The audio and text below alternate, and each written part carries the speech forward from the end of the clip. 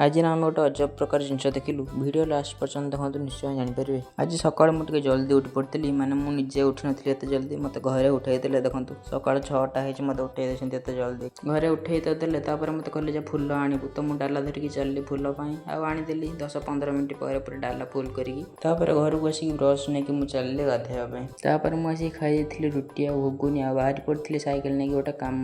से कमटा कि नाला बास स्कूल किसी डॉक्यूमेंट दबार झीर तो से सेठू कम सारिकी पहुँच जाइए सीता घरे